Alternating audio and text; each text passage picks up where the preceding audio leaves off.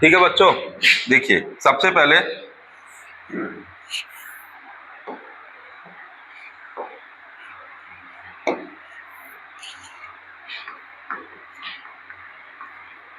गुप्त साम्राज्य ना,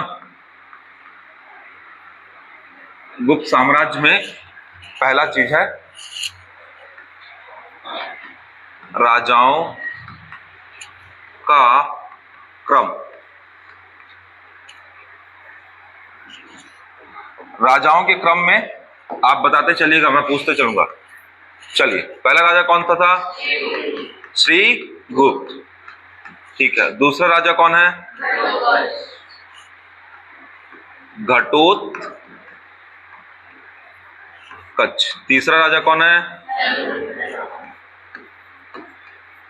चंद्रगुप्त प्रथम। चंद्रगुप्त प्रथम का बेटा कौन है? समुद्रगुप्त। समुद्रगुप्त। फिर कौन है? रामगुप्त। रामगुप्त का छोटा भाई चंद्रगुप्त द्वितीय। चंद्रगुप्त द्वितीय, इसे ही क्या कहा जाता है? विक्रमादित्य बोलते हैं। ठीक है, फिर इसका उत्तराधिकारी कुमारगुप्त। कुमारगुप्त से फिर इसका उत्तराधिकारी स्कंदगुप्त।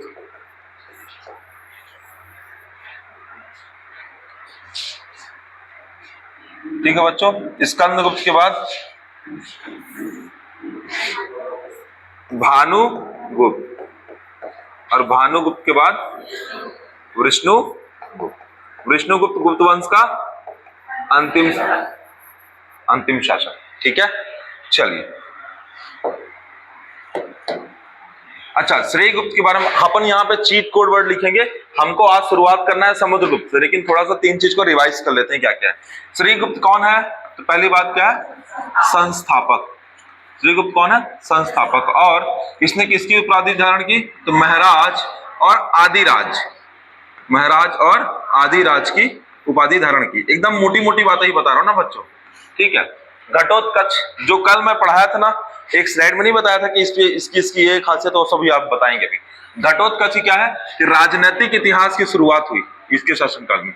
तो राजनीतिक इतिहास की शुरुआत हुई किसी टाइम पीरियड में? घटोत्कच। चंद्रगुप्त प्रथम के टाइम में क्या क्या इंपॉर्टेंट बातें हैं? तीन चार बातें हैं इंपॉर्टेंट। ठीक है, चलिए पहला चीज कौन सा है बताइए? किसकी स्थापना? हाँ, इसको सबसे पहले चीज है कि इसको क्या कहा जाता है बच्चों? इसे कहा जाता है वास्तविक संस्थापक। वास्तविक संस्थापक। एक्चुअली में साम्राज्य विस्तार की नीति किसने अपनाई थी? चंद्रगुप्त प्रथम ने। इसे वास्तविक संस्थापक बोलते हैं। दूसरा, इसकी पत्नी का नाम क्या था? क्या? कुमारी देवी। कुमार देवी। अच्छा, ये कहाँ की राजकुमारी थी? हाँ, तो इसने इनसे वैशाली क्षेत्र अर्जित कर लिया था। वैशाली क्षेत्र। कौन सा क्षेत्र? वैशाली क्षेत्र। और पहली बार सोने के सिक्के और चांदी के सिक्के दोनों, सोने प्लस चांदी कि पहली बार सिक्के चलाने का काम किसने किया? तो चंद्रगुप्त प्रथम ने। और सिक्कों में किसका अंकन किया है बच्चों? तो कुमारी देवी का या कुमार देवी का अंकन किया है।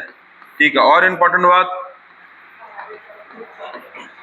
और कोई इंपॉर्टेंट बात? हाँ, गुप्त संवत की शुरुआत कब हुई है? गुप्त संवत की शुरुआत किया है कौन? चंद्रगुप्त प्रथम ने। अच्छा बच्चों, दो चीजें थी। एक था, मैं कॉर्नर में बता रहा हूं, उसको मिटा दूंगा, काम का नहीं है वो ज्यादा, मतलब वो काम का है बहुत, लेकिन उसको जब हम एक साथ पढ़ेंगे। देखो, अलग अलग संवत है, तो एक संवत हमने पढ़ा है अभी, शक संवत। कौन सा पढ़ा है? एक पढ़ेंगे अभी। कौन सा पढ़ा हमने? गुप्त संवत। शक संवत की शुरुआत किसने की? कनिष्क ने की। किसने की है बच्चों? कनिष्क ने।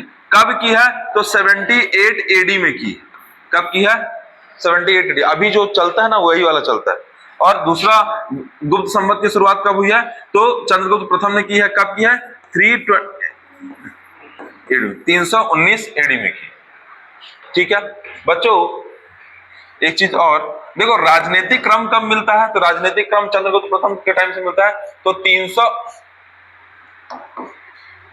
319 से लेके कब तक है? 335 तक। कब तक है? 335 तक। अगर ऊपर नीचे दिया होगा तो सुधार लेंगे। 335 से लेके 375। फिर उसके बाद क्या है? रामगुप्त का टाइम पीरियड तो बहुत कम था। 376 से लेके कितना है बच्चों? हाँ, 375 से लेके कितना है? 414, 414, 40 साल का होगा 414। फिर उसके बाद कुमारगुप्त 414 से लेके 455 होगा मेरे ख्याल। इतनी है क्या? फिर 455 से लेके 464 है क्या? 67, 467। ठीक है। फिर भानुगुप्त कितना है? लिखा है? मेंशन नहीं। ठीक है, भानुगुप्त नहीं, रुको मेंशन मैं बताता हूँ ना, भानुगुप्त कितना होगा। हाँ, भानुगुप्त का मेंशन नहीं है। भानुगुप्त। इसके बाद क्या हुआ? गुप्त साम्राज्य जो है वो पतन की ओर बढ़ता चला गया। मेन आपको याद रखना 319 से लेकर 335, 335, 375। मेन आपको याद रखना है समुद्रगुप्त। कौन याद रखना है? समुद्रगुप्त। तो अब देखो बच्चों, मैं स्टार्ट करूंगा कहां से पढ़ाना? समुद्रगुप्त। तो ये जो जितने राजा है ना, इन राजाओं के बारे में हम बाद में देखेंगे। हम किसको मेन यहां से देख रहे हैं? समुद्रगुप्त। समुद्रगुप्त को एक्सपेंड करके चालू करा। ठीक है, ये हमारे काम का नहीं है।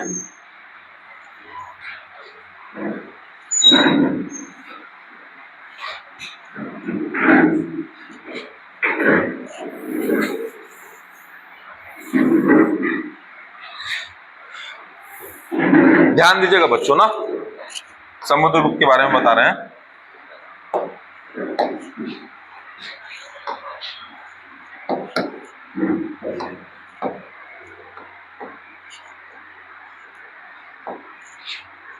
समुद्रगुप्त के बारे में 3-4 बातें हैं बच्चों। पूरा ये जो रहेगा समुद्रगुप्त के बारे में। समुद्रगुप्त के बारे में सबसे पहली चीज ये कि बच्चों, इसे भारत का नेपोलियन कहते हैं। क्या कहते हैं इसे? भारत का नेपोलियन कहते हैं। कहीं ना कहीं ये राजा बहुत महत्वपूर्ण होगा, इसलिए बोलते हैं भारत का नेपोलियन। इसे भारत का नेपोलियन किसने कहा है बच्चों? तो विसेंट स्मिथ ने कहा है। किसने कहा है? विसेंट स्मिथ ने इसे क्या कहा है? भारत का नेपोलियन कहा है। पहली चीज। ठीक है। दूसरी चीज बच्चों, इसके संदर्भ में समुद्रगुप्त के बारे में जानकारी सबसे पहले मिलती है, वो मिलती है प्रयाग प्रशस्ति अभिलेख से। किससे मिलती है? प्रयाग प्रशस्ति अभिलेख से मिलती है। तो प्रयाग प्रशस्ति अभिलेख जो है बच्चों, पूछता है क्वेश्चन, हरिशेन के द्वारा लिखा गया है। किसके द्वारा लिखा गया है? हरिशेन के द्वारा लिखा गया है। कौन सा अभिलेख? तो प्रयाग प्रशस्ति अभिलेख लिखा गया है हरिशेन के द्वारा। बच्चों, इसके अलावा इसने कौन कौन सी उपाधियां धारण की हैं? तो ध्यान से सुनिएगा। इसने उपाधियां, बहुत सारी उपाधियां धारण की। तो एक उपाधि है परम भट्टारक। क्या है बच्चों? जो ये समुद्रगुप्त था, ये अच्छा संगीतज्ञ था, अच्छा कवि था। इस कवि अच्छा होने की वजह से कविराज की उपाधि धारण करता है। ये अपने आप को परम भट्टारक बोलता है। भट्टारक। ये अपने आप को 100 युद्धों का विजेता बताया गया है। कितने युद्धों का विजेता बताएगा? 100 युद्धों का विजेता बताया गया। किसको? समुद्रगुप्त को 100 युद्धों का विजेता बताएगा।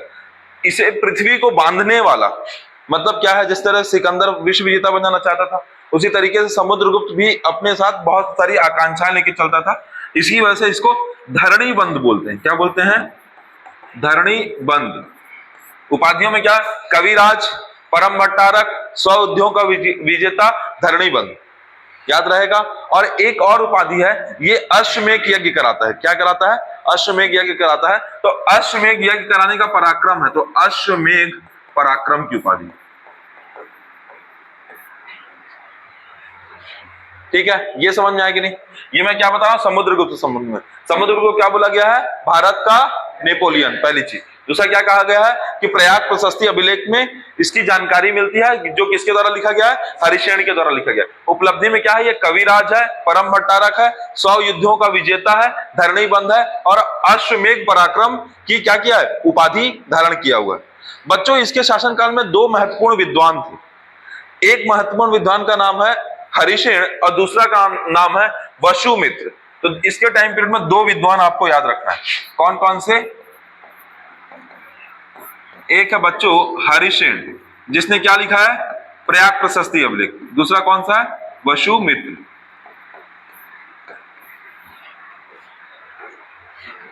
ठीक है, याद रहेगा इतना।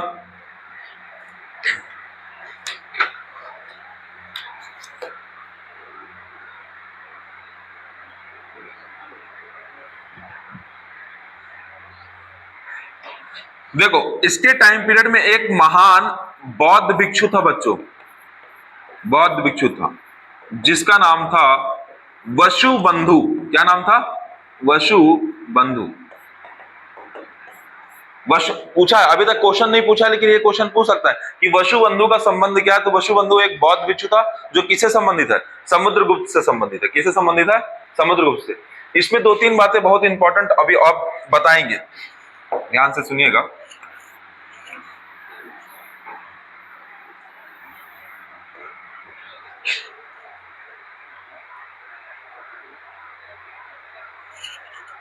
बच्चों ये तो हो गई समुद्रगुप्त के बारे में एक नॉर्मल जानकारी कि समुद्रगुप्त क्या है। भारत का नेपोलियन बोलते हैं। प्रयाग प्रशस्ति अभिलेख में इसके बारे में मिलता है।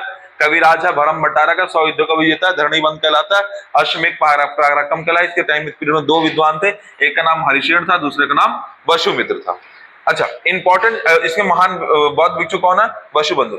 बच्चों इसने एक सिक्के जो चलवाए ना, इसने अपने शासनकाल में सिक्के चलाए, उसमें वीणा वादन करते हुए आकृति बनाई। वीणा वादन मतलब ये कहीं ना कहीं क्या संगीतज्ञ भी था, कवि था और संगीतज्ञ था। तो इसलिए वीणा वादन का चीज को क्या करता था? वीणा वादन के प्रति उसका क्या था? स्नेह भाव था। तो वीणा वादन के सिक्के भी चलवाए। तो ये हो गया समुद्रगुप्त के बारे में कैसी चीज, ये समुद्रगुप्त के बारे में बेसिक इंफॉर्मेशन है। अब बच्चों याद रखिएगा, समुद्रगुप्त में एक मुख्य राजा था गुप्त वंश का, तो उसने साम्राज्य विस्तार की नीति अपनाई। किसकी? कौन सी नीति अपनाई? साम्राज्य था। उसने साम्राज्य का विस्तार किया। उसने साम्राज्य का कुछ बहुत ही शानदार विस्तार किया। देखिएगा किस तरीके से।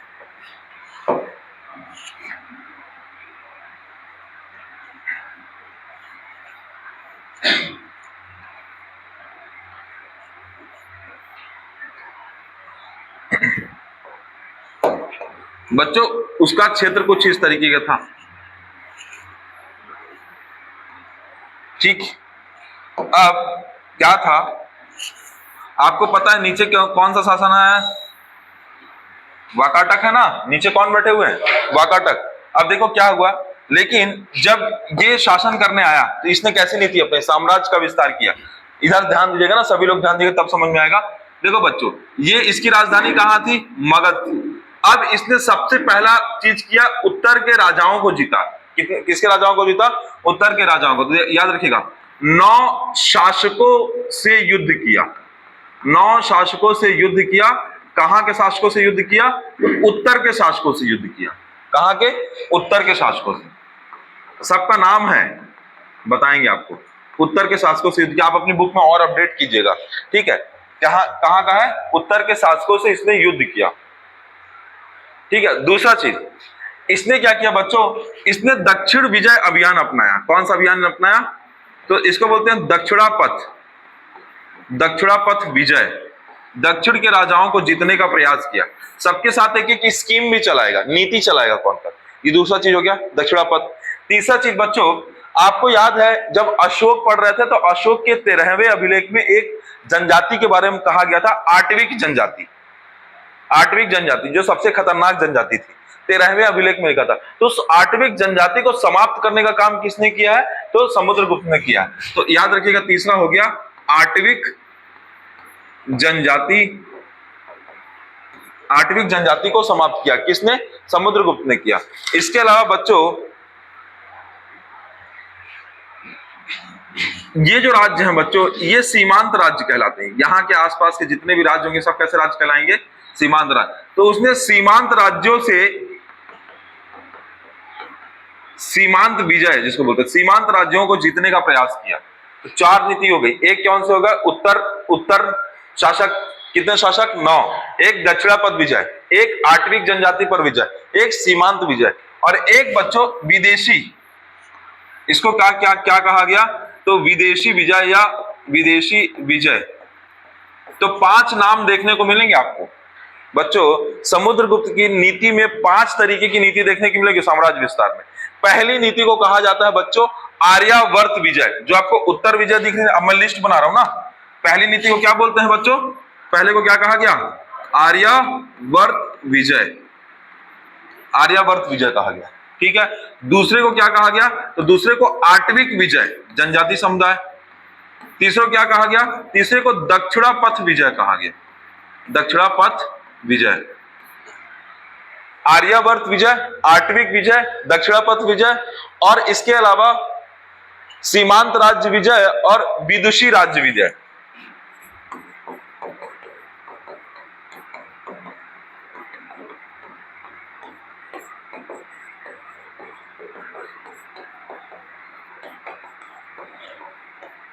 मेंस में प्रश्न आता है समुद्रगुप्त की विजय नीति का उल्लेख कीजिए। ये 5 तरीके की विजय नीति है, किसने अपनाया है? समुद्रगुप्त ने। क्लियर हुआ कि नहीं? आर्यावर्त विजय, आटविक विजय, दक्षिणापथ विजय, सीमांत राज्य विजय, विदुषी राज्य विजय। ठीक है, क्लियर हो गया। अब देखिए बच्चों, ये 3 तरीके अलग अलग राज्यों, जैसे दक्षिण के राज्यों से यह अलग नीति अपनाएगा, विदेशी राज्यों से अलग नीति अपनाएगा, उत्तर राज्यों से अलग नीति अपनाएगा, तो ये अलग अलग नाम देगा। जैसे एक है ग्रहण, मोक्ष, अनुग्रह, 3 शब्द है, ग्रहण, मोक्ष और अनुग्रह। तो दक्षिण के राजाओं से क्या करता है? ये क्या करता था?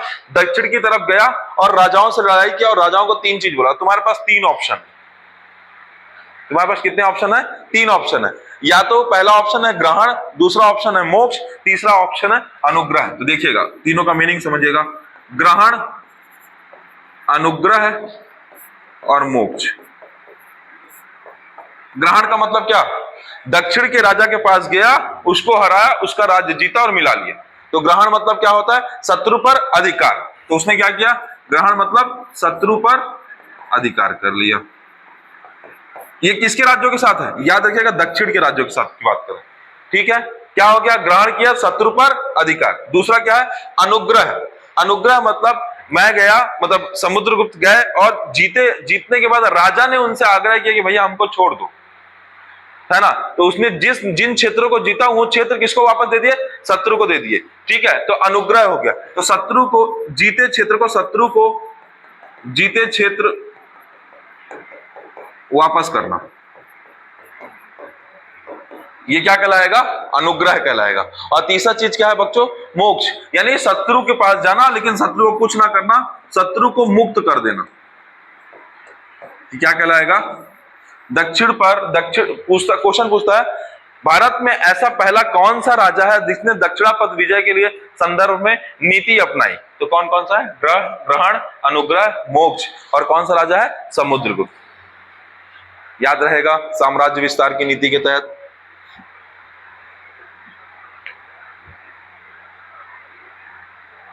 ठीक है, ये क्या हो गया? दक्षिण। अब विदेशी राज्यों के साथ क्या करता है चालाकी?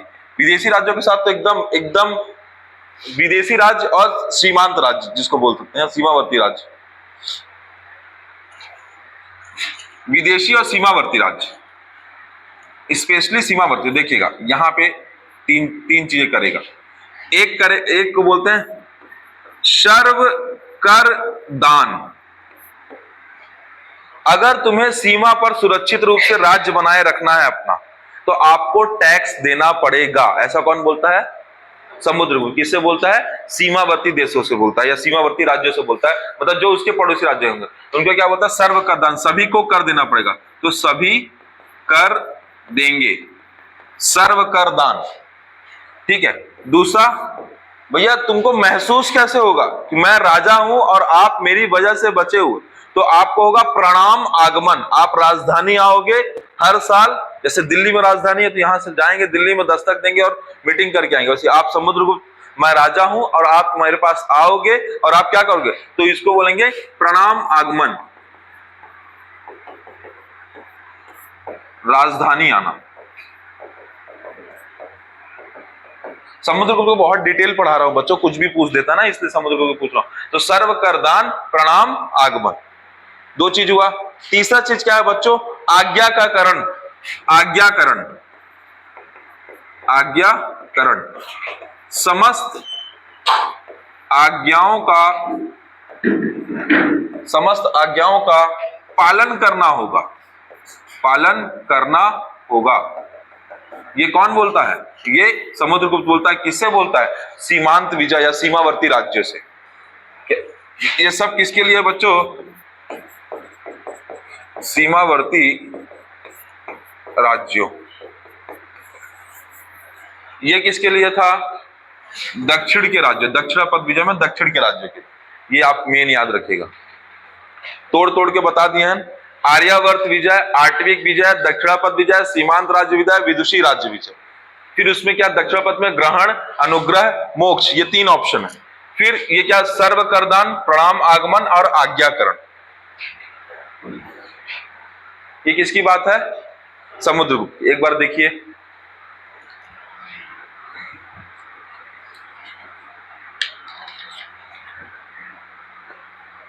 समुद्रगुप्त बहुत डिटेल में कवर हो गया।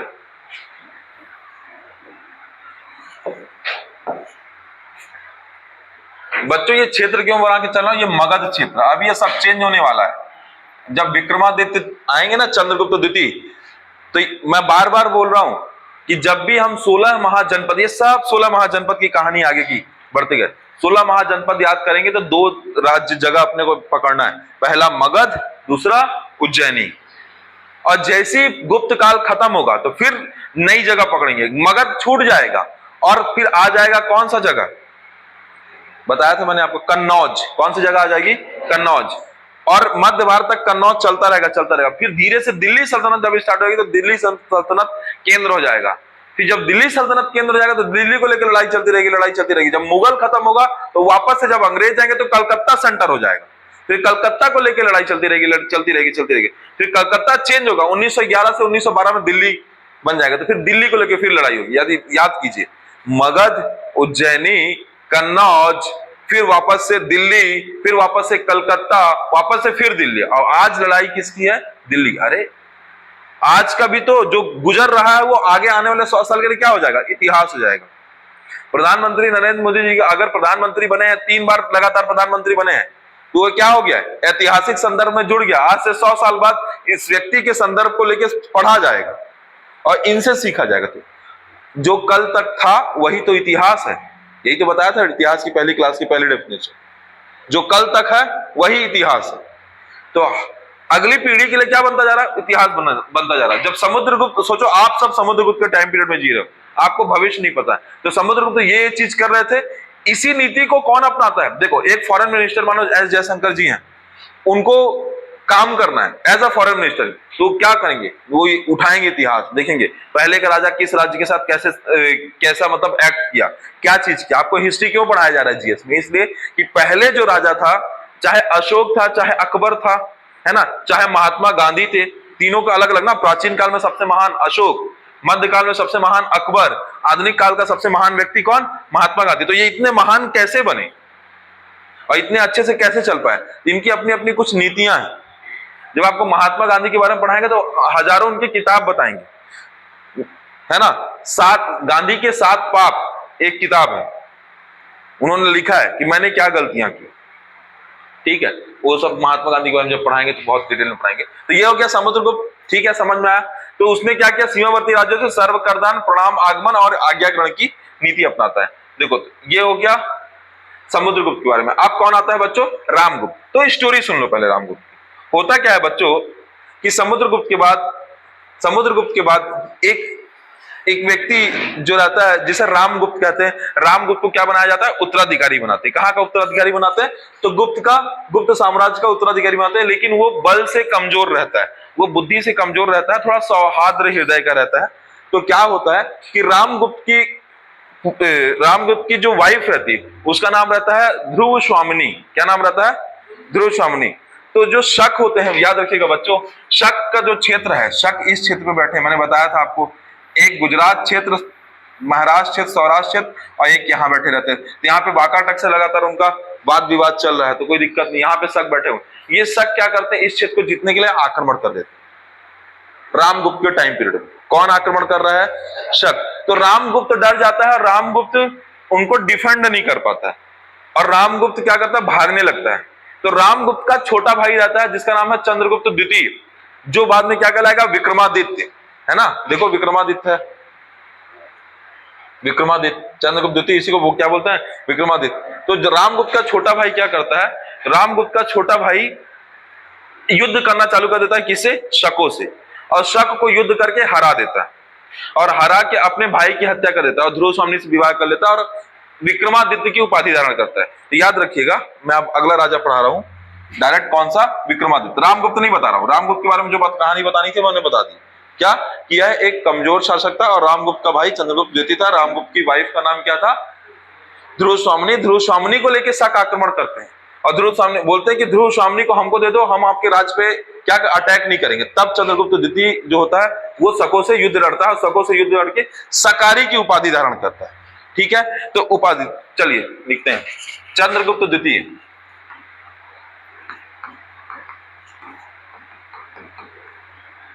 बच्चों पहली चीज तो यह कि चंद्रगुप्त द्वितीय का एक और नाम क्या है?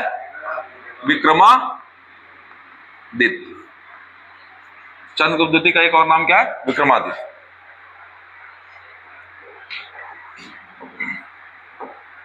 सबसे पहले तो हम देखते हैं कौन कौन सी उपाधि धारण करता है। बच्चों ये देवी गुप्त की भी उपाधि धारण करता है। ये खुद को देवराज कहता है। क्या कहता है? देवराज कहता है, देवश्री कहता है। तीन चीज बोलता है, देवगुप्त, देवराज और देवश्री। इसके उपनाम हैं किसके? विक्रमादित्य द्वितीय के। ठीक है, अब मैंने आपको बताया आपको कि बच्चों ये किसको हराता है? तो ये शकों को युद्ध में पराजित कर देता है। शकों को युद्ध में पराजित कर देता है। अब शकों को युद्ध में पराजित करेगा तो किसकी उपाधि धारण करेगा? तो याद रखिएगा बच्चों, शकों को युद्ध में पराजित करने के बाद ये शक प्लस अरि, जो शकों का दुश्मन है ना, शक प्लस अरि, सकारी, सकारी की उपाधि धारण करता है।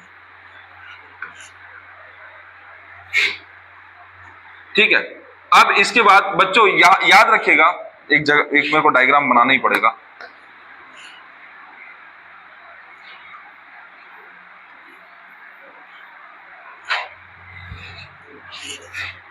एक गलती हो गई, इसको सही कर देते हैं।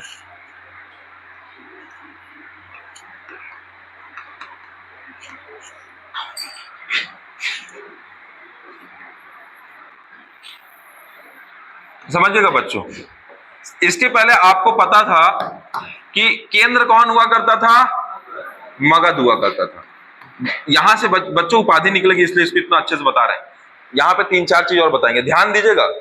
मेथडोलॉजी पकड़िए, जिस मेथड से मैं पढ़ा रहा हूं उसी मेथड से फैक्ट याद होगा। एक कौन सा राज्य है? मगध। बच्चों ये जब शकों को हराता है, शक कहां से आक्रमण करते हैं? शक कहां बैठे हुए हैं? गुजरात। तो गुजरात से अंदर एंट्री करते हैं तो क्षिप्रा नदी, उज्जैन शहर के किनारे क्षिप्रा नदी है। क्षिप्रा नदी के आसपास ही क्या करता है? ये इनको हरा देता है। किसको हरा देता है? शकों को हरा देता है। कौन हराता है? चंद्रगुप्त द्वितीय। कौन सी उपाधि धारण करता है? विक्रमादित्य की उपाधि। याद रखिएगा, शकों को हराकर इसने कौन सी उपाधि धारण की? विक्रमादित्य की उपाधि धारण की। दूसरा कौन सी उपाधि दी? सकारी की उपाधि धारण की। जब बच्चों ये इस क्षेत्र को जीतता है तो इसको अपनी द्वितीय राजधानी बना देता है। इस राजधानी का नाम है उज्जैन। क्या नाम है? उज्जैन। ध्यान से सुनते चलिए, अभी कहानी जुड़ेगी। उज्जैन में बच्चों ये विक्रमांक की भी उपाधि धारण करता है। क्या नाम है? विक्रमादित्य है, इसका नाम क्या? विक्रमांक की उपाधि धारण करता है और विक्रमांक की उपाधि धारण करता है। एक चीज और बच्चों इंपॉर्टेंट है, ये खुद को उज्जैन पुखराज ईश्वर कहता है। खुद को क्या बोलता है? उज्जैन पुखराज ईश्वर कहता है। तो ये उपाधि धारण करता है, विक्रमादित्य की उपाधि, शकारी की उपाधि, विक्रमांक की उपाधि, उज्जैन पुखराज ईश्वर की उपाधि। ये दो राजधानी बनाता है, एक को मगध बनाता है और एक कौन सा बनाता है? उज्जैन। क्लियर हुआ? मेथड पकड़ो कैसे आपको उपाधि को भी रटना है। तो आप उज्जैन को अगर रटे रहोगे तो आपको उपाधि आराम से रटा जाएगी। और उज्जैन को हवा में नहीं रटे, क्योंकि शक कहां बैठे हैं? गुजरात। और गुजरात से आक्रमण कहां करेंगे? अंदर की तरफ, मगध की तरफ। तो उनको उज्जैन में ही रोक देगा। कौन? विक्रमादित्य। और विक्रमादित्य की उपाधि धारण कर लेगा।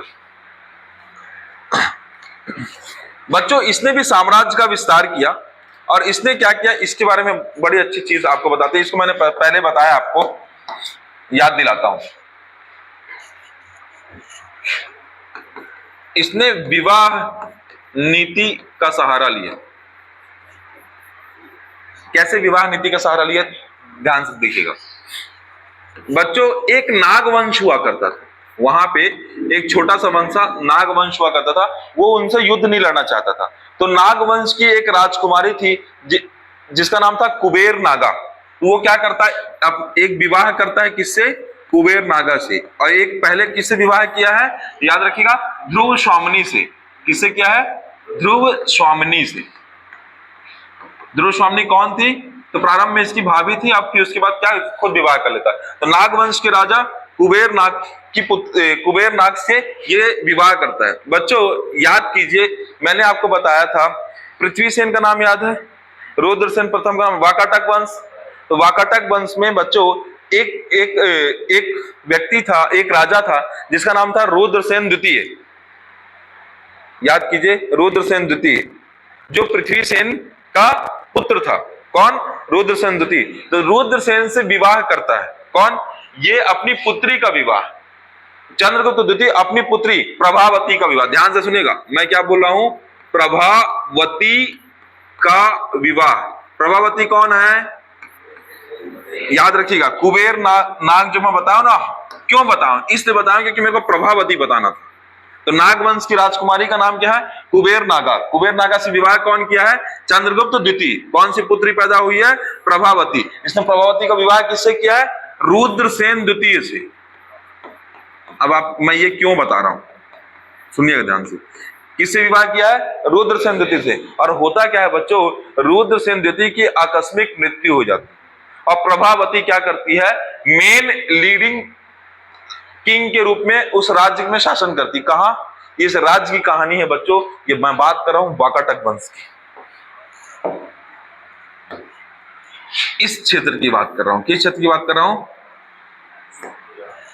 और इतने क्षेत्र पे इन लोग बैठे हुए, मतलब अब वो नीचे की तरफ जाना चाहते हैं। तो नीचे की तरफ कौन सा वंश है, वाकाटक वंश है। वाकाटक वंश को जीतना है, तो वाकाटक वंश को जीतने के लिए उसने क्या किया, उसने विवाह नीति अपनाई। अपनी पुत्री का विवाह किससे कर दिया, रुद्रसेन द्वितीय, ताकि वाकाटक उन पे आक्रमण ना करें।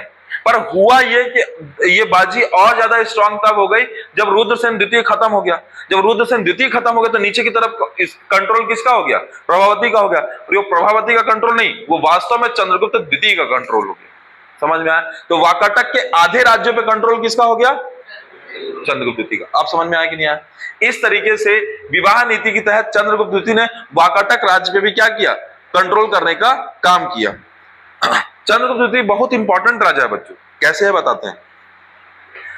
कला एवं साहित्य के क्षेत्र में, क्या बोल रहे हैं, कला प्लस साहित्य के क्षेत्र में स्वर्णिम युग कहा जाता है।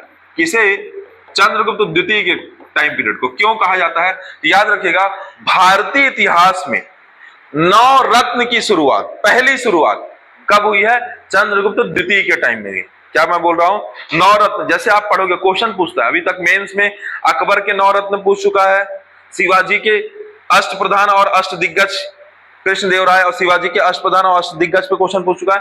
चंद्रगुप्त द्वितीय के नौ रत्न पे क्वेश्चन नहीं पूछा है। तो अगला जो सवाल बनेगा मेंस में, पीएससी में, वो नौ रत्न पे बनने वाला है। तो याद रखिएगा, भारतीय इतिहास में नौ रत्न क्या है, मंत्रिमंडल की बात करें, सबसे प्रमुख रूप से नौ रत्न किसके टाइम पीरियड में बने, चंद्रगुप्त द्वितीय के टाइम पीरियड में बने। और क्यों बने, इसी वो कला साहित्य हर चीज में बहुत ज्यादा निपुण होते थे। तो ये नौ रत्नों की मैं अभी यहाँ पे जिक्र करूंगा, ठीक है। ये नौ रत्न आपकी बुक में दिया हुआ है, आप अपनी बुक में पन्ना पलटेंगे तो आपको शायद दिखेगा, नौ रत्न की सूची दिखेगी, मिल गई, ठीक है बच्चों। वो नौ रत्न के नाम, ये कांस्टेबल वाले इसको एकदम अच्छे से करेंगे। क्यों पता है बच्चों, ये नौ रत्न के नाम में ना अलग अलग साहित्य लिखेंगे, अलग अलग शिल्पकार हैं, अलग अलग चीजें हैं, तो उनसे बहुत सारी चीजें जुड़ी हुई हैं। तो पहले एक व्यक्ति का नाम मैं सबसे पहले लिखता हूं, धन्वंतरी। किसका नाम लिखता हूं, आपको सबसे पहले याद होगा, धन्वंतरी किससे संबंधित है, चिकित्सा से संबंधित है, ये तो याद रहेगा। दूसरा है कालिदास, ये भी आपको याद रहेगा, कालिदास क्या, साहित्यकार है, ठीक है। तीसरा है आपका अमर सिंह,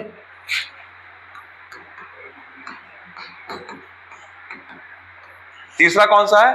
अमर सिंह। जो अमर सिंह है बच्चों, वो स्पेशली शब्दकोश रचना से संबंधित है। किससे संबंधित है? शब्दकोश रचना से संबंधित है। ठीक है, देखो अगला खगोल शास्त्री, इसका मैं नाम कई बार लिया हूं, वराह मिहिर। कौन?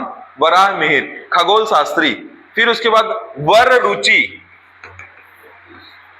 वर रुचि ये क्या है बच्चों? ये व्याकरण लिखने वाले व्यक्ति थे, व्याकरणाचार्य थे। कौन? वर रुचि।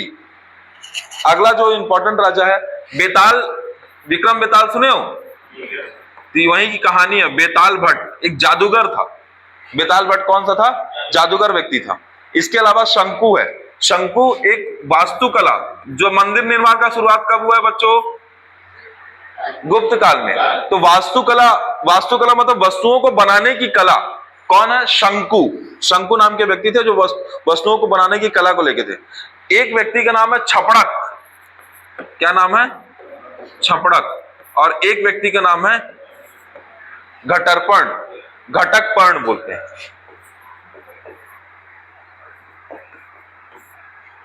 कहीं कहीं पे ये मिलता है बच्चों, कहीं कहीं पे ये मिलता है। ठीक है, चलिए ये क्या हो गए? नौ रत्न। ये नौ रत्न को याद रखना है। क्यों याद रखना? धन्वंतरी क्या थे? किससे संबंधित था बच्चों? चिकित्सा से संबंधित। ठीक है, कालिदास किससे संबंधित है? साहित्य से संबंधित है। अमर सिंह किससे संबंधित? शब्दकोश रचनाकार, शब्दकोश रचनाकार। वराह मिहिर क्या है बच्चों? खगोल शास्त्री हैं। क्या है? खगोल शास्त्री। वर रुचि क्या है? तो व्याकरण आचार्य है, व्याकरण आचार्य। फिर बेताल भट्ट क्या है? तो बच्चों जादूगर है। ठीक है, शंकु क्या है? तो वास्तुकला कलाकार है, वास्तुकला कलाकार। इसके अलावा छपड़क क्या है? ज्योतिष आचार्य। अच्छा, और इसको बोलते हैं शिल्पकार। और कहीं कहीं पे बच्चों ज्योतिष आचार्य, आचार्य भी कहा। तो ये बच्चों चंद्रगुप्त द्वितीय के टाइम के 9 रत्न हैं, याद रखिएगा। बहुत डिटेल में हमने देखा है पूरा। चंद्रगुप्त द्वितीय के टाइम के क्या है? 9 रत्न।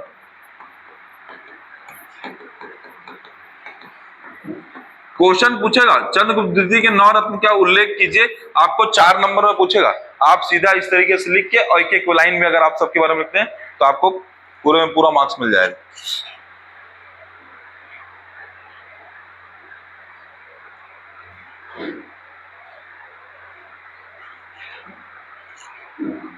एक में इसमें मेरा मन एक आध चीज और बताने का, बता दूं क्या? तो थोड़ा सा ज्यादा अच्छा हो जाएगा।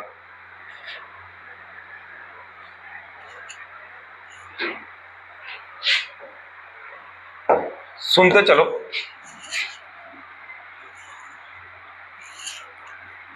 आयुर्वेद किताब लिखा, सुनना। साहित्य में अभिज्ञान शाकुंतलम लिखा इन्होंने। स्पेशली मैं उस टाइम के, उस राजा के टाइम में जो चीज की रचना हुई है उसकी। अमर सिंह ने अमरकोश लिखा। क्या लिखा? अमरकोश। खगोल शास्त्री वराह मिहिर जो थे उन्होंने वृहत संहिता लिखा। क्या लिखा? वृहत संहिता। वृहत संहिता की रचना की। व्याकरणाचार्य वर रुचि ने व्याकरण, संस्कृत व्याकरण लिखा, तो उसको नाम ही दिया उन्होंने व्याकरण। व्याकरण क्या नाम दिया? व्याकरण। अच्छा, आपकी बुक में बच्चों लास्ट में देखना बहुत सारे अच्छे अच्छे व्यक्तियों के नाम लिखे हैं, उनके बारे में डिटेलिंग है। जैसे दिखाओ क्या क्या है, बताइएगा। मेरे ख्याल से मैं बुक नहीं रखा हूं। क्या क्या? आर्यभट्ट होंगे, वराह मिहिर होंगे, सुश्रुत होंगे, धन्वंतरी होंगे।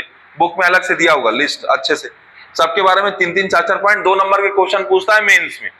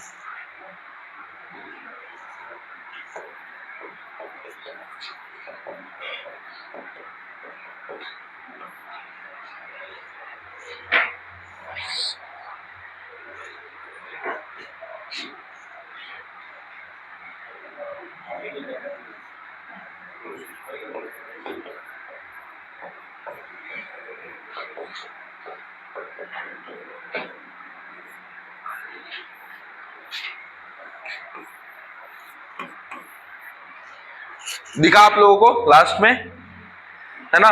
देखिए उसमें ना कुछ कुछ चीजें बीच में डिटेल दिया है, तो आप उसको पढ़िएगा, ठीक है।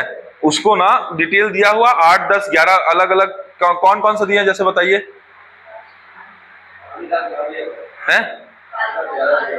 कालिदास और कालिदास दिया है, वराहमिहिर दिया है, आर्यभट्ट दिया होगा, विशाख दत्त दिया है। बच्चों ये सब है ना, ये सब रचनाकार हैं, तो इनके पॉइंट हम लोग क्या करते हैं, उनकी एक किताब रट लेते हैं। लेकिन अगर स्टेटमेंट वाला क्वेश्चन आ गया, किताब के अलावा एक लाइन भी अगर इधर उधर पूछा तो हमको बनता नहीं, इसलिए सबके बारे में 2-2 पॉइंट लिखा गया, 3-3 पॉइंट लिखा। ये प्री कम मेंस बुक है जो आपको मिली है, तो उसमें विशाख दत्त बस हेडिंग आ देगा, विशाख दत्त 2 नंबर लिखो, 4 पॉइंट, तो कम से कम आपके पास पॉइंट्स रहेंगे, तो आप लिख पाएंगे। समझ रहे हो मैं क्या कहना चाह रहा हूं। तो चलो, जो मुद्दे की चीज है बच्चों, इतना भी अगर आपको याद रहता है तो बहुत ज्यादा याद रहता है। चंद्रगुप्त तो द्वितीय कंप्लीट हो गया है। अब चंद्रगुप्त द्वितीय के बेटे का नाम है कुमारगुप्त। कुमारगुप्त के बारे में बच्चों आपको मेनली चीज याद रखना है कि उसने नालंदा विश्वविद्यालय बनवाया था, नालंदा विश्वविद्यालय। कुमारगुप्त ने क्या किया था बच्चों, यहीं पे मैं बताऊंगा, वहीं पे, यहीं पे खत्म, चलो यहां जगह नहीं।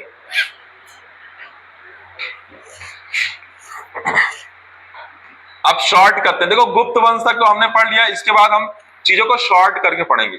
कुमारगुप्त के बारे में हमने क्या बताया, क्या है ये, कुमारगुप्त ने सबसे पहले याद रखिएगा बच्चों, इसने नालंदा विश्वविद्यालय बनवाया। क्या बनवाया, नालंदा विश्वविद्यालय बना। मोस्ट इंपॉर्टेंट प्रश्न ना, नालंदा विश्वविद्यालय की स्थापना किसने की, किसने की, हाँ। अब बच्चों इसी में आपको याद रखना, नालंदा विश्वविद्यालय किसके लिए फेमस है, तो नालंदा विश्वविद्यालय स्पेशली बच्चों महायान शाखा, बौद्ध में भी कौन सी शाखा, महायान शाखा के लिए फेमस है। याद रखना, हीनयान और महायान है, तो कौन सी शाखा के लिए कहा फेमस है, महायान शाखा। और महायान शाखा के फेमस होने की वजह से इसको इसको बोलते हैं God Oxford of Mahayana Buddha, Oxford of Mahayana Buddha की उपाधि दी जाएगी, कही जाती है किसको, कुमारगुप्त को। ऑक्सफोर्ड ऑफ महायान की उपाधि किसके दी गई है, तो ऑक्सफोर्ड ऑफ महायान बुद्धा की उपाधि किसको दी गई है, कुमारगुप्त को दी गई है, ठीक है। याद रखिएगा बच्चों, इसके बारे में एक और इंपॉर्टेंट चीज है, गुप्तों के बारे में सबसे ज्यादा अभिलेख जो मिलते हैं कुमारगुप्त के टाइम में मिलते हैं, तो कुमारगुप्त के बारे में अभिलेख सर्वाधिक किसके टाइम में मिले हैं, कुमारगुप्त। कौन कौन से अभिलेख हैं, चलिए बताइए। कल मैंने 2 अभिलेख बताया था, कौन कौन सा बताया था, और एक है बिलसाड़ अभिलेख, कौन सा अभिलेख, दूसरा है भीतरी अभिलेख, बताया था क्या, भीतरी अभिलेख, और तीसरा कौन सा है,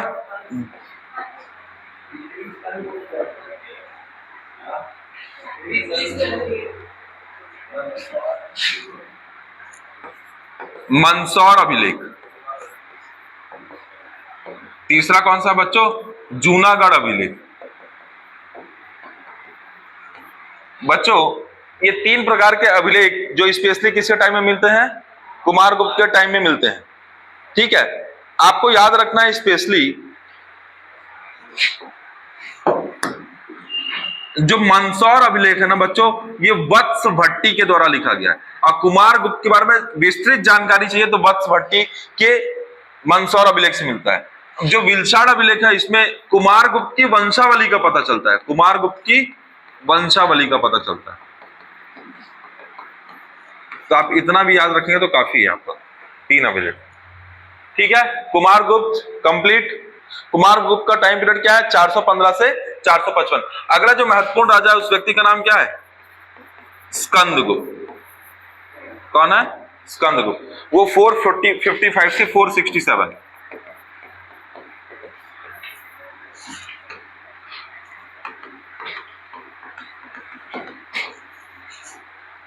चार सौ 14 से 455 एडी। आगे बढ़े। स्कंदगुप्त ने क्या किया था बच्चों? तो इसके लिए समझना पड़ेगा हूण की कहानी। पहले हूण को समझेंगे तब हमें स्कंदगुप्त समझ में आएगा। स्कंदगुप्त ने हूणों को हराया था और शक्रादित्य और क्रमादित्य 2 चीजों की उपाधि ली थी। कौन कौन सी? शक्र आदित्य और क्रमादित्य की उपाधि ली थी। बताते हैं थोड़ा सा।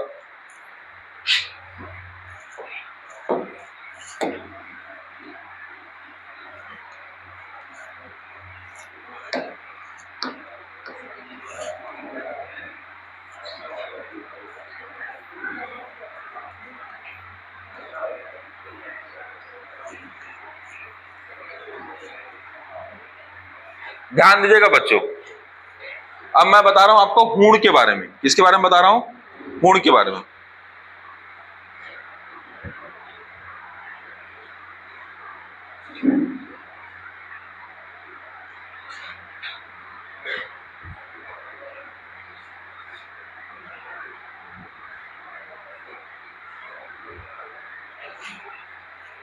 देखिएगा, इधर ध्यान दीजिए, ये फिर नया सेगमेंट आया है, नया एक वंश बता रहा हूं। जब ये वंश बता दूंगा तो ये इसके बारे में बताऊंगा तो समझ में आएंगी चीजें, अच्छे से जुड़ेगा लिंक। देखो बच्चों, जो हूण लोग थे वो यहां से इधर चले आए थे। कहां चले आए थे? मध्य एशिया चले आए थे। कहां चले आए थे? मध्य एशिया। तो मध्य एशिया में कौन सी जनजाति रह रही थी? हूण। और आपको पता है कि सबसे सफल जनजाति कौन सी थी? कुषाण। फिर कौन सी थी? शक। फिर उनके पीछे कौन सी थी? हूण। तो हूण के संदर्भ में यह कहा जाता है बच्चों कि हूण जो थे जब वो भारत पे आक्रमण करते हैं तो कहां से आक्रमण करते हैं? तो अच्छा, हूण वंश का पहला संस्थापक किसे माना जाता है? बताओ।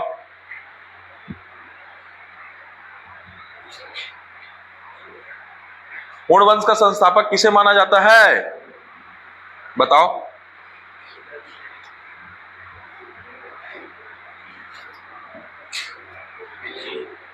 मैंने लिखा है यार पहले। हाँ बोलो।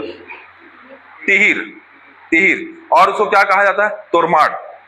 देखो देखो देखो देखो, जल्दी देखना है ना भाई, आराम थोड़ी का आराम क्यों करते रहते हो? कहां मिलेगा? मिलेगा भी तुमको जब पढ़े होगे पहले, नहीं तो मिलेगा भी नहीं। कहां पे लिखा है?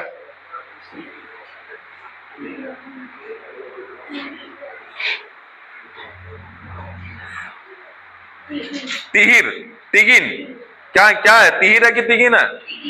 तिगिन। तो देख याद रखना, हूण वंश का संस्थापक कौन है? तिगिन। और उसके बाद आपको एक और वर्ड मिलेगा, तोरमाड़। तोरमाड़ मिला। उसके एक महत्वपूर्ण राजा कौन सा मिलेगा? मिहिर कुल मिलेगा। मिहिर कुल मिला। अब सुनो, देखो 3 राजा का आपने नाम सुना, तीनों राजा का पहले नाम लिखते हैं। पहला कौन है? तिगिन। दूसरा कौन है? तोरमाड़। तीसरा कौन है बच्चों? मिहिर कुल। क्यों लिखा है 3 ही राजा? तो अभी आपको समझ में आ जाए। देखो, तिगिन को बोलते हैं हूण वंश का संस्थापक। तो तिगिन क्या हो गया? संस्थापक हो गया। तिगिन क्या हो गया? संस्थापक। अच्छा बच्चों, जब ये हूण भारत पे आक्रमण करते हैं तो कैसे आक्रमण करते हैं? तो देखिएगा, हूण भारत पे आक्रमण करते हैं और पहला आक्रमण करते हैं यहाँ पे। यहाँ आपको पता है कि झेलम, चिनाब, रावी, व्यास, सतलुज नदियां हैं। तो चिनाब नदी के तट पे, कौन सी नदी के तट पे? ध्यान से सुनिएगा, चिनाब नदी के तट पे पहला सफल आक्रमण जो करने वाला व्यक्ति है उस व्यक्ति का नाम है तोरमाड़। तो तोरमाड़ के नेतृत्व में कहां पे सफल आक्रमण होता है बच्चों? तो चिनाब नदी के पास सफल आक्रमण होता है। यानी यहां पे कौन सत्ता स्थापित करता है? हूण सत्ता स्थापित करता है। एक स्थान मिला किसके द्वारा? तोरमाड़ के द्वारा। बच्चों, तोरमाड़ के बाद उसका पुत्र का नाम रहता है मिहिर कुल। क्या रहता है? मिहिर कुल। तो मिहिर कुल क्या करता है? मिहिर कुल इस क्षेत्र को जीतता है, सियालकोट और पठानकोट के आसपास का पूरा क्षेत्र। तो ये जो पूरा क्षेत्र, ध्यान से देखिएगा, ये जो पूरा क्षेत्र है, इस पूरे क्षेत्र में किसका कब्जा हो जाता है? हूणों का कब्जा हो जाता है। तो मिहिर किस क्षेत्र को जीतता है? तो मिहिर जो जीतता है जिस क्षेत्र को, उसका नाम है बच्चों सियालकोट। क्या नाम है? सियालकोट, सियालकोट, सियालकोट, सियालकोट। सियालकोट को कौन जीत रहा है? मिहिर। तोरमाड़ कहां पे आक्रमण कर रहा है? चिनाब नदी के तट पे। ध्यान दीजिएगा इधर, तिगिन क्या है? पहला तिगिन संस्थापक है। तिगिन क्या है? संस्थापक। तोरमाड़ कहां आक्रमण किया? चिनाब नदी के तट पे आक्रमण किया, सफल आक्रमण किया। मिहिर कुल कौन है? मिहिर कुल जब यहां सफल आक्रमण हो गया तो इस क्षेत्र में सियालकोट क्षेत्र को जीत करके वहां पे क्या करता है? अपना राज्य और शासन करने लगता है। बच्चों ये फिर क्या करते हैं? इसके जो अगले वंशज रहते हैं वो आक्रमण करते हैं मालवा क्षेत्र में। मालवा क्षेत्र में क्यों आक्रमण करते हैं? देखो आप ध्यान दो, इसके पहले शकों को हराया है। किसने हराया? चंद्रगुप्त द्वितीय ने। यानी गुजरात खाली हो गया, तो गुजरात से एंट्री लिया। और कहां एंट्री लिए? गुजरात से एंट्री लेके मालवा क्षेत्र पहुंचे। मालवा क्षेत्र में एक राजा बैठा है यशोवर्मन। कौन बैठा है? तो यशोवर्मन क्या करता है? मालवा क्षेत्र से पूरी तरीके से, मालवा गुजरात क्षेत्र से पूरी तरीके से किसको हरा देता है? हुणों को साफ कर देता है। अब बचा खुचा काम कौन करेगा? स्कंदगुप्त करेगा। कौन करेगा? स्कंदगुप्त करेगा। तो स्कंदगुप्त जब आक्रमण होता है गुप्त साम्राज्य पे, तो स्कंदगुप्त किसको हराता है? हुणों को हराता है और उपाधि धारण करता है। उस उपाधि को बोलते हैं क्रमादित्य। विक्रमादित्य था तो एक विक्रम में वी हटा दो, क्रमादित्य है ना, और शक्रादित्य, दो उपाधि धारण करता है बच्चों। याद रखिएगा बच्चों, ये हुणों को हराता है पहला चीज। और पुष्यमित्र नाम का एक और राजा रहता है, उसको हराता है। ये पुष्यमित्र और हुणों को हराता है। उपाधि कौन सी धारण करता है? तो शक्रादित्य और क्रमादित्य, दो चीज की उपाधि धारण करता है। शक्रादित्य और क्रमादित्य की उपाधि धारण करता है। ठीक है, इसके संदर्भ में हुणों के साथ विजय का जो अभिलेख लिखा गया है वो कौन से अभिलेख में है? तो याद रखिएगा, जूनागढ़ अभिलेख में कहा गया है, इसने जूनागढ़ अभिलेख में कहा गया है कि इसने किसको हराया है? हुणों को हराया है। अच्छा एक चीज और बच्चों, क्या? हाँ एक चीज और बच्चों, वही बोल रहा हूं। एक चीज और है, भीतरी अभिलेख से स्कंदगुप्त के राज्य की जानकारी मिलती है।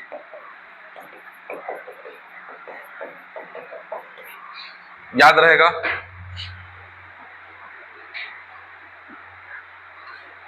इस तरीके से अगला जो राजा रहेगा बच्चों भानुगुप्त रहेगा, और इसके बाद अगला राजा जो रहेगा वो विष्णुगुप्त रहेगा। तो भानुगुप्त के संदर्भ में मैंने आपको कौन सा अभिलेख बताया है? एरण अभिलेख। तो याद रखिएगा, भानुगुप्त से अगर प्रश्न पूछेगा तो एक चीज ये पूछेगा, एरण अभिलेख किससे संबंधित है? बच्चों याद रखिएगा, एरण अभिलेख भानुगुप्त से संबंधित है। और एक और क्वेश्चन पूछेगा, विष्णुगुप्त कौन है? तो विष्णुगुप्त जो है बच्चों गुप्त साम्राज्य का अंतिम शासक। अंतिम शासक। ठीक है, एक बार देखिए फिर मैं वापस से रिवाइज करा दूंगा।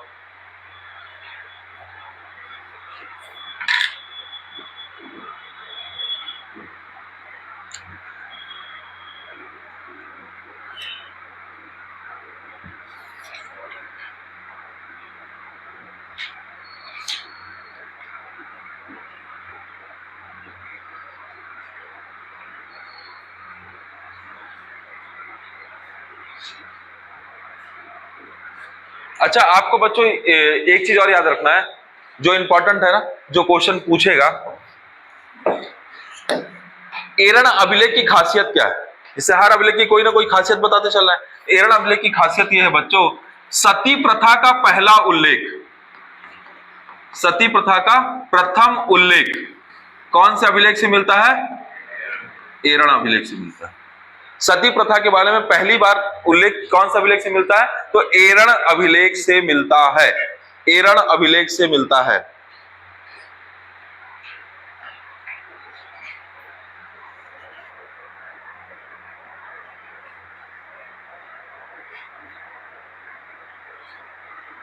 बच्चों गुप्त वंश का अंतिम शासक कौन होता है? विष्णुगुप्त होता है। अब धीरे से मैं किधर एंटर कर जा रहा हूं, गुप्तोत्तर में एंटर कर जा रहा हूं। जैसे गुप्त वंश समाप्त होगा तो गुप्त वंश के बाद गुप्तोत्तर वंश 3 हिस्सों में टूटेगा। कितने हिस्सों में टूटेगा? 3 हिस्सों में। और फिर मैं आपको 6 अलग अलग हिस्सों में तोड़ के और पढ़ाऊंगा। तो प्रारंभ में कितने हिस्सों में टूटेगा? तो 3 हिस्सों में। तो वल्लभी क्षेत्र कहां है बच्चों? याद रखिएगा, गुजरात में है। कहां है? गुजरात में। कन्नौज क्षेत्र कहां है? तो उत्तर प्रदेश में। और थानेश्वर कहां है? तो हरियाणा में। तो एक चीज देखिएगा,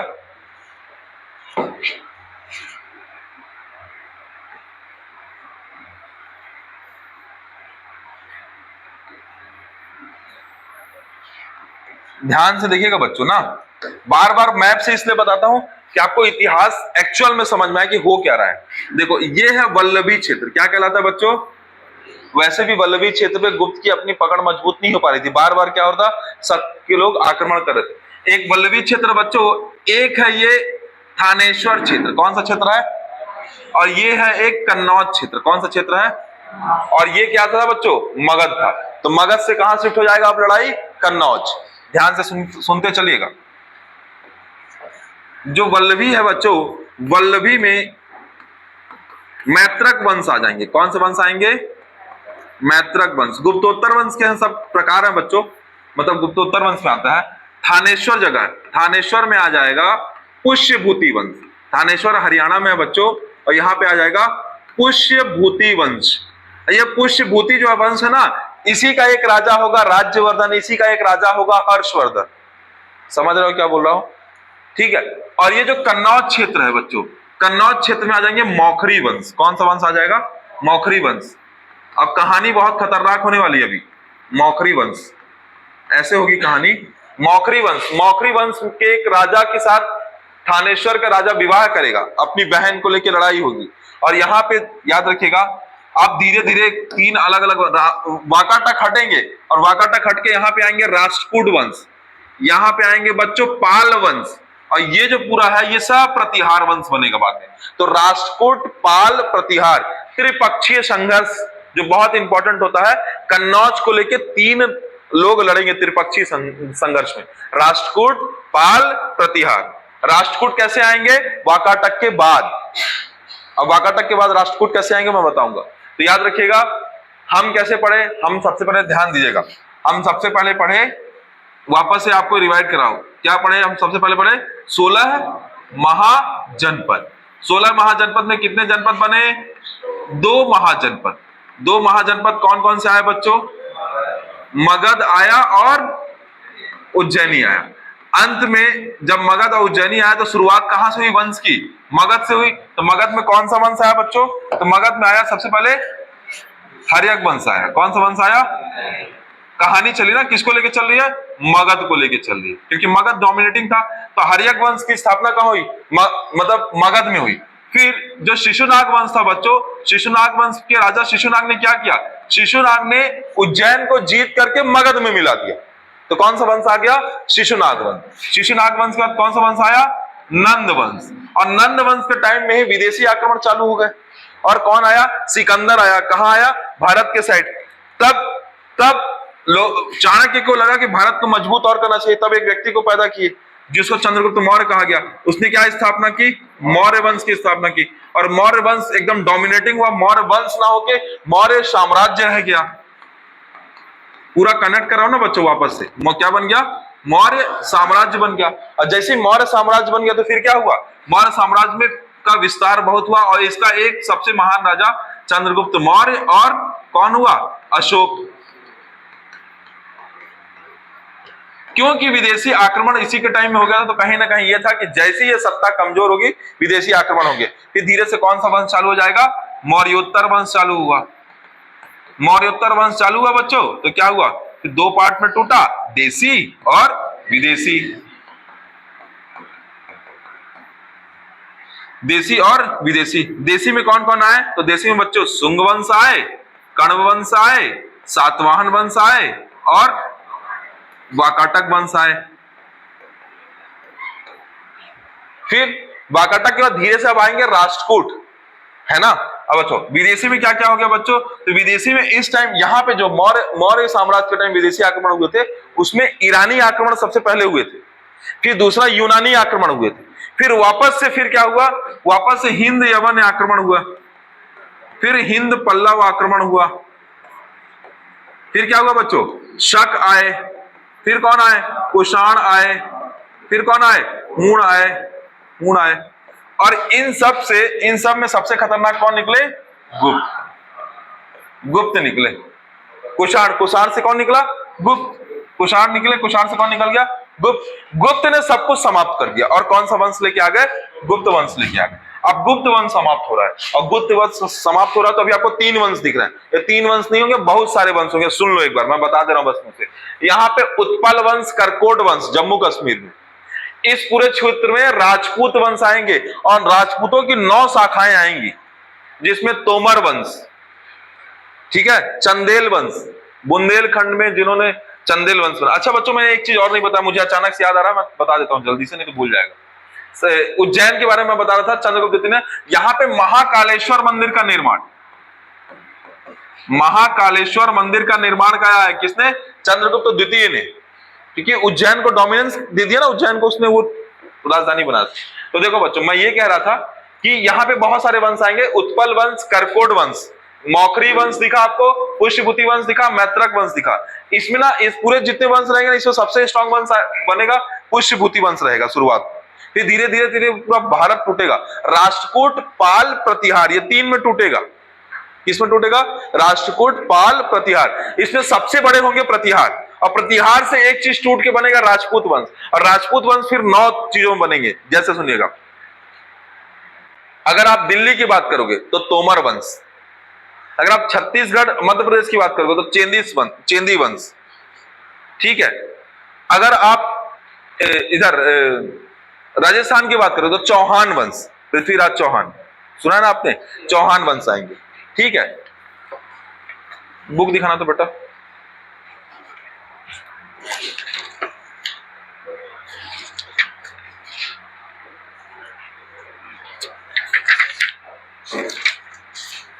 देखो ये मैप दिख रहा होगा बच्चों, पेज नंबर 66 में एक मैप दिख रहा होगा,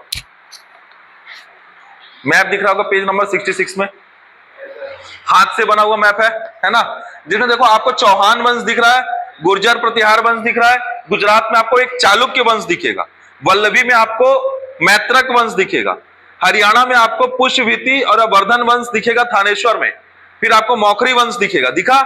अगर आप उड़ीसा की बात करोगे तो गौड़ वंश दिखेगा, बंगाल की बात करोगे तो पाल वंश दिखेगा, है ना।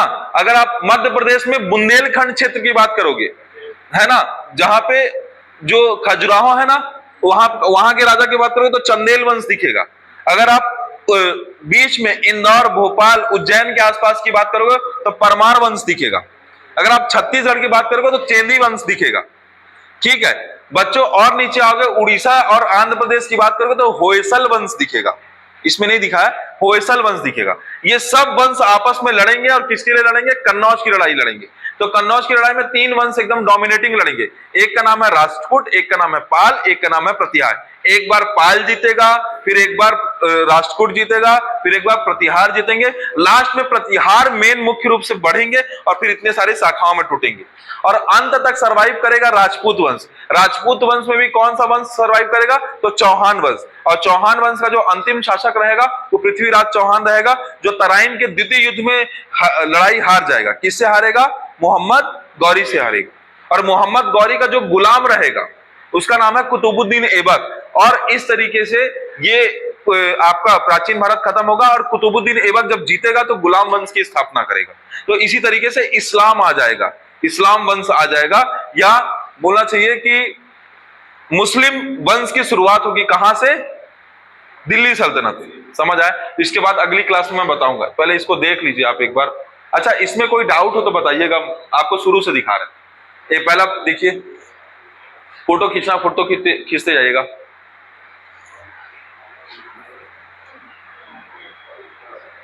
गुप्त साम्राज्य दिख रहा है, संस्थापक श्री गुप्त, महाराज, अधिराज, घटोत्कच, राजनीतिक इतिहास की शुरुआत, फिर उसका चंद्रगुप्त प्रथम वास्तविक संस्थापक, कुमार देवी से विवाह, वैशाली क्षेत्र को जीता, सोने चांदी की पहली शुरुआत किया, कुमार देवी का अंकन कराया और गुप्त संवत की शुरुआत। उसके बाद मैंने बताया बच्चों समुद्रगुप्त। समुद्रगुप्त को क्या बोलते हैं? भारत का नेपोलियन। प्रयाग प्रशस्ति अभिलेख हरिश्चंद्र के द्वारा लिखा गया। उपाधियां कविराज, परम भट्टारक, 100 युद्धों का विजेता, धरणीबंध और अश्वमेध पराक्रम की उपाधि धारण किया। इसके टाइम में दो महत्वपूर्ण विद्वान थे, एक का नाम हरिश्चंद्र है जो प्रयाग प्रशस्ति अभिलेख लिखता है, एक का नाम क्या है? वसुमित्र है।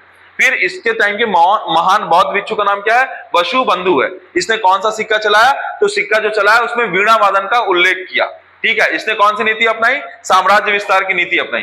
साम्राज्य विस्तार की नीति किस तरीके से अपनाई? तो देखिए, पहले उसने उत्तर भारत को जीतने का प्रयास किया, फिर दक्षिण भारत को जीतने का प्रयास किया, फिर सीमावर्ती राज्यों को जीतने का प्रयास किया, फिर उसने आटविक जनजाति जो अशोक को बहुत परेशान की थी उसको जीतने का प्रयास किया, और उसने विदेशी राज्यों को जीतने या उनके साथ व्यापारिक संबंध बनाने का प्रयास किया। किसने?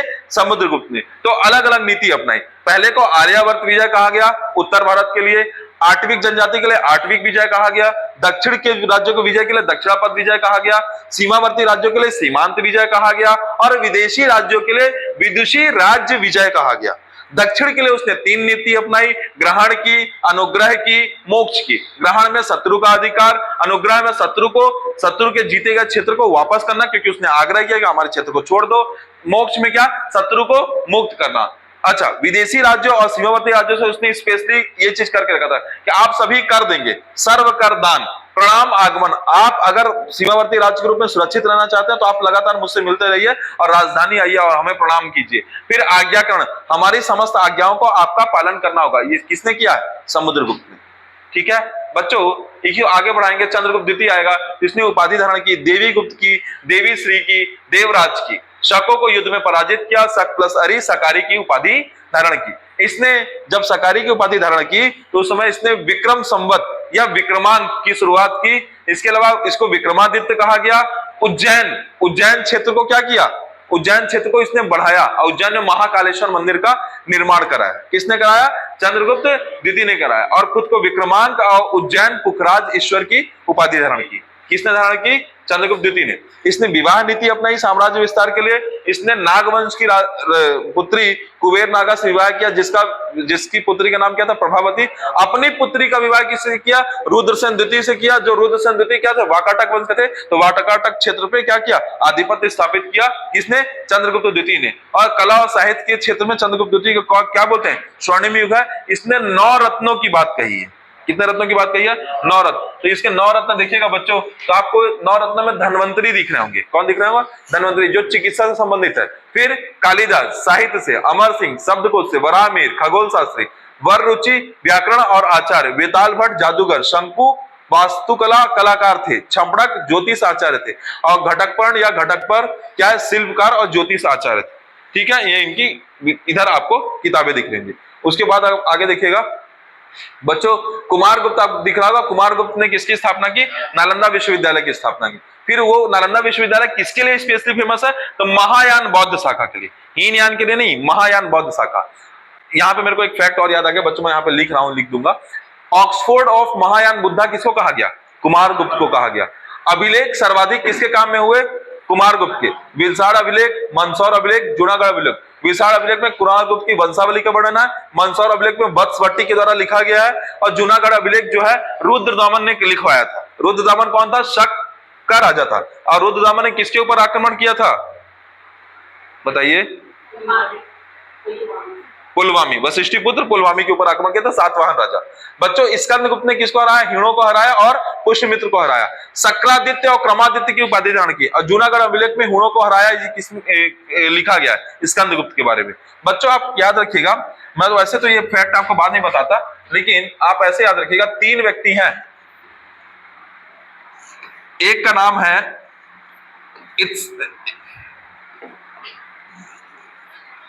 एक का नाम है फाहयान। इसने लिखा है फो क्यू की पुस्तक लिखी।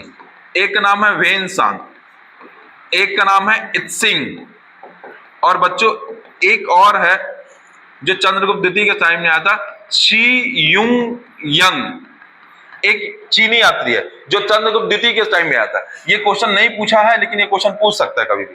शी युंग यंग, ठीक है। दूसरा कौन हो गया? फाहयान। तीसरा कौन हो गया? इत्सिंग। ठीक है बच्चों, ये मौखरी वंश इस तरीके से, तो इस तरीके से आपका समाप्त होता है। ठीक है।